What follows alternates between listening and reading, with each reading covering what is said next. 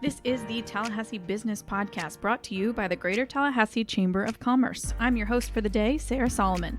Before we get into this week's episode, I wanted to say a quick thank you to the 223 Agency, a digital relations agency helping you maximize and develop your digital footprint. Check them out on the web at 223agency.com. Without further ado, enjoy this episode. I'd like to welcome to the show today our guest, David Faulkenberry, President and CEO of FBMC Benefits Management. David, thanks for joining us. Great to be here. Thank you for having me. So if we could go ahead and jump right into it, tell us a little bit about how you made your way to Tallahassee. Yeah, so, just like most any person, when you graduate from college, even before, you're trying to figure out what you want to do. And I grew up in Pensacola, loved the Panhandle, and had an opportunity to play college golf in Montgomery, Alabama, and I did that and really enjoyed it, but I was studying mathematics, and it wasn't quite right for me. And so talked to my parents, ultimately went to the University of West Florida in Pensacola and graduated with a degree in finance and accounting, and was just like any college graduate looking for a job. And I found one in Panama City.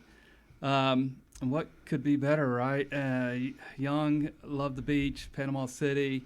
It was terrific, and worked there for a number of years. Started off as a tax auditor, kind of boring stuff, but it was a great experience for me because it put me in a lot of different situations, and I had to adapt and learn to adapt, and that was good. And then in Panama City, ultimately went to work for a company called Sallie Mae, and any of us who have student loans knows about Sallie Mae, and was a financial supervisor for them, and was recently married at that time. And my wife and I were wanting to get to a little bit bigger market, and so she's from Panama City, me being from Pensacola. We just looked and thought about different cities in the Panhandle. We both love Florida State and Tallahassee, so started looking for a job and found one at the Florida Lottery in their Inspector General's office, and she was able to transfer to Tallahassee, and that's how we got here. That's great. Yeah. So when was that? What year? It was in 1996. Oh, wow. So okay. a long time ago.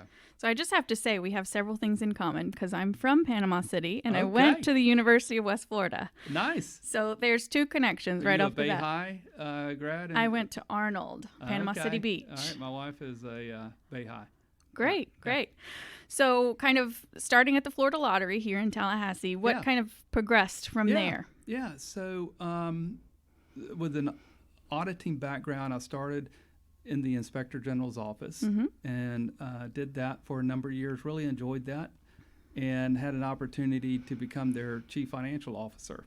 So was fortunate to really have a neat job, I think, being the CFO for the lottery, dealing with a bunch of money and also managing games, which was really cool. And one of the neat things is I was responsible, or had the responsibility for meeting the grand prize winners when they would come in, and talk to them about transferring the money to their account and how that worked. And it's quite interesting. You could tell the people that were prepared and the ones that were not prepared. And you see the documentaries on TV, and it is so true. You can spot the ones that are going to end up penniless in a few years very quickly. Wow, that's interesting. Yeah, so was a CFO at the lottery, and really enjoyed that, but I had just a terrific chance to become a management consultant for a company here in Tallahassee, and work on a big initiative of Governor Jeb Bush. And it's called the People First Project. It was a big HR outsourcing initiative managed by the Department of Management Services. And I was more or less kind of the middle person between DMS, Department of Management Services, and the company that was implementing the big technology and servicing solution company called Convergys. And I was kind of the translator. I understood the state side of things, particularly the accounting and finance systems, and I understood the management side and a little bit of HR. So I helped DMS translate what they were talking about to Convergys, and Convergys translate to DMS what they were talking about, and was kind of that middle person. And then 2007, 2008 came, and we were all affected by it. And the state contract went away, but the state wanted to have me continue on the project, and had just a great opportunity of joining the DMS team, and ultimately became their deputy secretary over their HR, Florida retirement system, the state group health insurance, and then kind of oddly fits, but their division of telecommunications. I kind of like the technology side of things, and just had a chance to oversee that area. And it was good. I really enjoyed it. Went through a number of different governors in that role. And then I received a call from a really good, close personal friend of mine that said FBMC was looking for a president and CEO. Mm-hmm. And I said, sure, I'll go and talk to them and see. And now, what is it? Almost 10 years later, 9 years, been there, and it's been terrific at FBMC. What is the transition like for you, kind of going from the public sector into the private sector? Yeah, so that is a awesome question. And I will say I was a little naive when I first went into the transition, thinking that it was going to be very similar. Mm-hmm. And in some ways it is, in a lot of ways it is not. It's similar in that you're managing people. Mm-hmm. Had great people at DMS, have great people at FBMC. At the state, you never had to worry about the revenue side of things. Mm. The revenue was going to come in, and that was not your responsibility to go and develop business, recruit business, and get money coming in the door. You obviously had to look at the expense side and the efficiency, and trying to come up with a better way of doing something. At FBMC, in a private sector business, you clearly have both. Mm-hmm. You've got to go and solicit for business, bring in new clients, and grow. And government is more about seeing how just really tightly, efficiently you can do something, and not necessarily thinking about the growth side. Sure. In a private sector, in FBMC, we're constantly looking at investment opportunities, ways that we can grow our business, and also looking for ways to do things more efficiently. Mm-hmm. So it was something that I obviously knew I was going to be responsible for, but I don't think I was ultimately prepared for the initial challenge of having to go out there and solicit and recruit and develop business. And that was, I will say, my biggest challenge, and one of the most rewarding things that I did, because it pushed me to grow and develop in a different way. Sure. I was thinking as you said that, as there's has to be some challenges that you maybe hadn't faced going, kind of transitioning the job.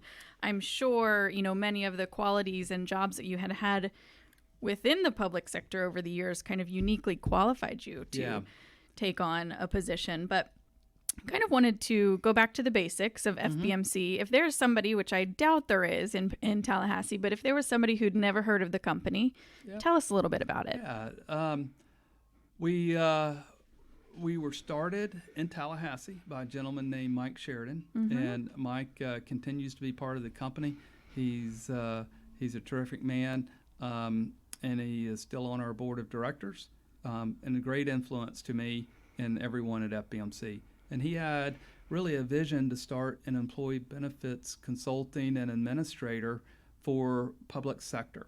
And for many, many, many years, our almost exclusive focus was helping public sector clients manage their employee benefits. And we have been quite successful in doing that. Are one of the larger independent employee benefits brokers and consultants in the Southeast. and have been fortunate to really have great clients in Florida and in Tallahassee, and we were able to capitalize that and grow outside of Florida. Right now we have business in West Virginia and Virginia, also Colorado, Texas, so throughout the country, and really pleased about that. And at our core, employee benefits is very challenging. There's a lot of regulatory and complexity to it. And we really take an approach of trying to clearly understand what our clients' needs are and then develop customized employee benefit solutions to fit those needs. We recently went through a internal evaluation about our marketing and our strategy. And during that process, we talked to a lot of clients and prospective clients on what was important to them related to their employee benefits. And a couple of themes kept emerging. One of them is protection. They wanted whoever it was that was managing their employee benefits to not only protect them as an employer from the regulatory and all of the compliance related items, but also their employees. Because when you think about health insurance and dental and life insurance and disability, when you need those, you really need them. And they're there to protect and provide some safety to life, really. Sure. The next one was innovation. And innovation was the next theme. We are all part of the whole technology revolution. No matter what type of business you're in, you're being affected by technology in some way, shape, or form. And we consistently heard that our clients want a partner who is innovative and thinks of a lot of different ideas, whether or not it is technology or whether or not it's coming up with a new way of servicing them or working with insurance providers on being creative in how you craft the different plans. So innovation is a big focus for us. And the third one is quality. And we actually expanded quality to include the word provable, in that we want to be able to not only just say that we are a quality organization, but we can prove it. And we do that with our Net Promoter Score, an idea and concept that is used quite frequently in business to measure how well you're doing. And we're incredibly proud of our Net Promoter Score. We right now are just closing out our evaluation for 2019. And when I was talking to my team earlier today, we are at a 85 Net Promoter Score. Wow. Which is just, I could not be happier. It's just fantastic. When you look at the industry and other industries, 85 is not to toot our own horn, but it's outstanding. Sure. So it's all from the team that we have at our company and the dedication that they have. Sure. You talk a lot about your team. Tell me about them. Who makes up FBMC? It's a incredibly dedicated and talented group, and our tenure employee is over 15 years. And one of the reasons that we have that is we are an employee stock-owned type company. Sure. And the ESOP owns approximately 30% of our company. And we believe that creates a ownership mentality versus, maybe a renter's mentality. Anytime that you own something and it's yours, just inherently, there's a little bit different feeling that you have when you are associated with it. And so ownership is a big push that we have, and really to have every employee think like they were an owner and make decisions like they were an owner. And it's really paid off for us. We have right at 125 employees, and about 80 to 85 work in the Leon County area, and the others work throughout Florida and West Virginia and Texas. And just a great group. Really proud of every one of them and the dedication and hard work that they deliver every day. Sure. What is the culture like for the employees at FBMC? You kind of think about it from the outside and you think, wow, FBMC is such a powerhouse of a company who, manages other companies' employees and, helps provide those solutions. So when you are a company that's business is other companies, what's it like to work there? Yeah. We have 5 values that we use really in trying to guide us in everyday practice. Those values are honesty, accountability, inclusiveness, respectfulness, and responsiveness. And those are our, as I said, guiding principles in how we work. And I think we have a pretty fun, but also really service-driven type culture to where we want to make sure our clients are receiving the very best service that they can receive. I think it's manifested itself in our Net Promoter Score. And we have a workforce that supports one another. And when somebody's having a hard day, somebody needs some help, there's a bunch of people that'll visit and do what they need to help them. During what's called open enrollment season, which is when you sign up for your benefits, it's an incredibly busy time of year for us. And it's really heartwarming to see the attention and really cooperation with everyone to get the job done and to make sure that the client is happy and that we exceed their expectations. So hardworking, diligent, dedicated, fun-loving group of folks. Sounds wonderful. So kind of out of all the places that you've lived in the Florida Panhandle and your offices in other states, what do you think makes Tallahassee a good place for FBMC's home base? Yeah. So 3 great higher education universities, colleges, etc., that produce outstanding talent that we can grow and continue to recruit. In addition, it's really a great place to live. I've got a daughter who's 16, and it's a great town to raise a family, not only with the school system that we have, but also the culture and the different activities. We're not that far from the beach, and there's a lot to do. If you enjoy sports, there's a lot of sporting activities. If you enjoy culture, the symphony, and other things. And it's just the right size. It's not too big to where it overwhelms you and consumes you, and it's not too small to where there's nothing to do. And it's just right. It's 4 hours to Atlanta, 4 hours to Orlando, easy drives where you can then, if you want to be in that much larger city, quickly get there. I tend to think big cities are fun to visit, but Tallahassee is perfect to live. That's right. That's a good way of describing it. It's the Goldilocks yes. aspect there. Yep. So let's talk a little bit kind of about your industry in general. What are some of the successes and challenges that you have? Well, the biggest challenge is the rising cost of healthcare. Sure. And we recently did just a quick analysis on health insurance premiums today versus what they will be in the future. And today, a average family premium for health insurance, believe it or not, is around $2,000 a month, which is extraordinarily large amount. If you have a very low medical inflation, and that, say, it's 5%, and we would all be quite happy based on the past trend if we keep it at 5%.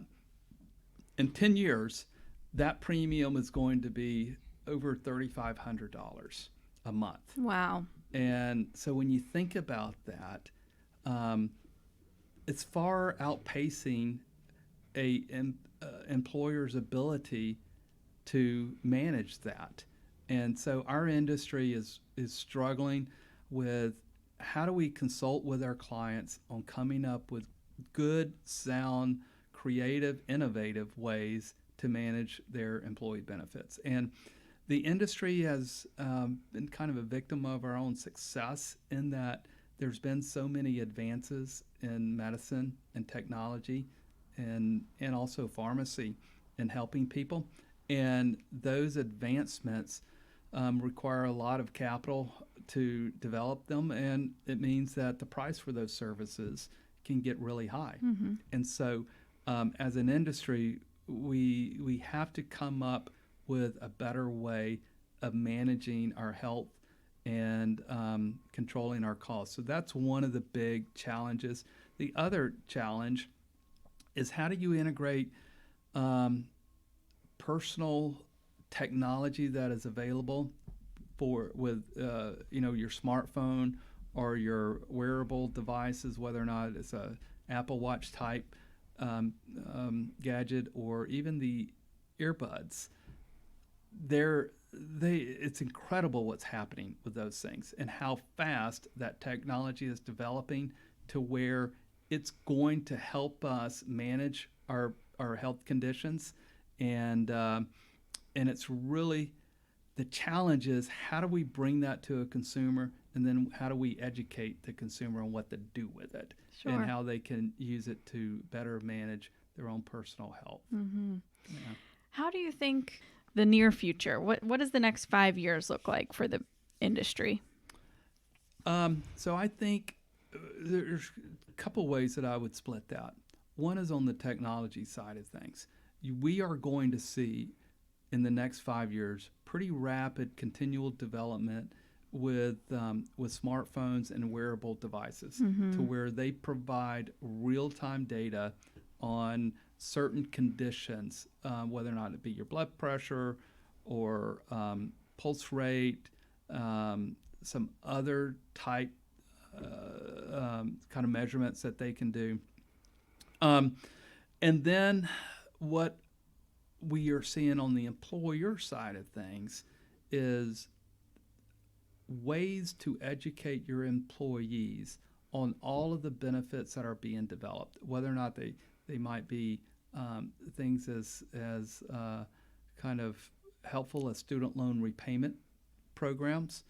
If you're an employer trying to manage your benefits for your employees, it's how do you manage the time off, and how do you make sure from a kind of an emotional and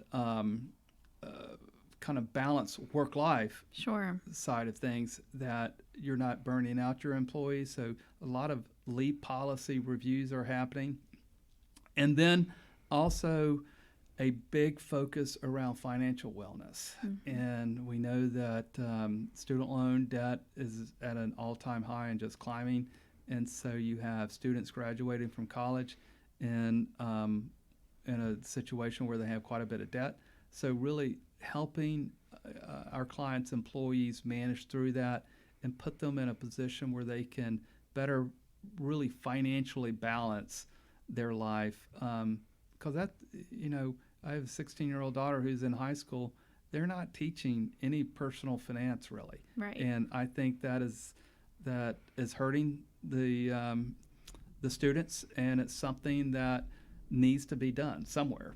And we're studying that right now at the company and seeing how we can partner with banks and other organizations that do that. Sure. Yeah. It's going to be interesting to see how kind of general things like writing checks kind of fall by the wayside as Oh yeah. as the years get further and further down. I'm very curious to kind of see what the future looks like in that Yep. space. Sure. What is your average size? You kind of think about employees on different scales, small business, large business, corporations. Mm-hmm. And when you think about, benefits management, when you have maybe 12 employees, it would be rather Sure. easy to, speak face to face with each of your employees. But then when you have 2,000, it's a Yeah. whole different ballgame. So That's how do you right. kind of manage the size difference? No, it's a great question. And up until a few years ago, our company focused more on the larger Mm-hmm. jumbo size employers. And with the Affordable Care Act, that changed really the environment for all employee benefits brokers. And so we had a strategy shift to where now we work with any size client, and we have clients that are as small as 3 or 4 or 5 employees, and we have clients, our largest one aggregately has over 65,000 employees. Wow. And clearly you have to manage them a little bit differently. Mm-hmm. But we work with different partners to where we can go out and sit down and have one-on-one type sessions with their employees. And it doesn't seem possible. And when I joined FBMC, I'm like, that's not possible.